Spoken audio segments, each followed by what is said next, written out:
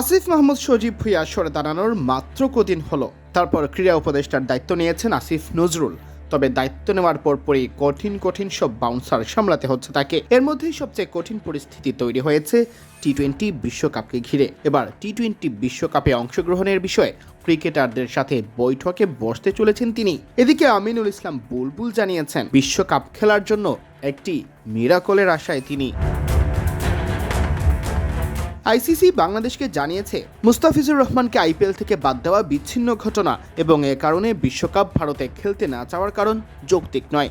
বাংলাদেশ ভারত সফরে নিরাপত্তার সংখ্যা দেখলেও আইসিসি নাকি এমন কিছু দেখছে না। এমন পরিস্থিতিতে আইসিসি দফায় দফায় বৈঠকের পর 21 জানুয়ারি সাফ জানিয়ে দিয়েছে, 22 জানুয়ারির মধ্যে ভারতে খেলার সিদ্ধান্তে না এলে বাংলাদেশকে ছাড়াই মাঠে গড়াবে বিশ্বকাপ। আইসিসির কাছ থেকেই বার্তা পাওয়ার পর বিসিবি সভাপতি আমিনুল ইসলাম বুলবুল ক্রীড়া উপদেষ্টা আসিফ নজরুলের সাথে বৈঠক করেছেন। সেখানে সিদ্ধান্ত হয়েছে, বৃহস্পতিবার বিকেলের আগে বিশ্বকাপ দলে থাকা ক্রিকেটারদের সাথে রাজধানীর এক 5 তারকা হোটেলে বৈঠকে বসবেন আসিফ নজরুল। সেখানে ক্রিকেটারদের মতামত চাওয়া হতে পারে।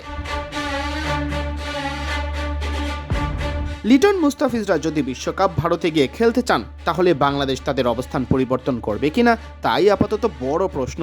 যদিও ক্রিকবাজকে দেওয়া সাক্ষাৎকারে আমিনুল ইসলাম বুলবুল দাবি করেছেন, তারা ভারতের পরিবর্তে শ্রীলঙ্কায় গিয়ে বিশ্বকাপ খেলার অবস্থানে এখনও অনড় রয়েছেন। যদিও মিরাকলের আশা প্রকাশ করে তিনি বলেন, আমি আইসিসির কাছ থেকে একটা মিরাকলের আশা আছি। বিশ্বকাপ কে না খেলতে চায়, আমি সরকারের ওপর চাপ দিতে চাই না। আমি জানি ভারত আমাদের জন্য নিরাপদ নয়। শ্রীলঙ্কায় খেলার যে অবস্থান তা অটুট আছে।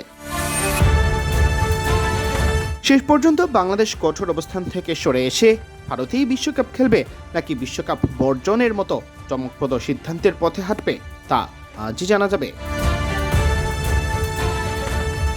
সিয়াম চৌধুরী, বিডি ক্রিক টাইম।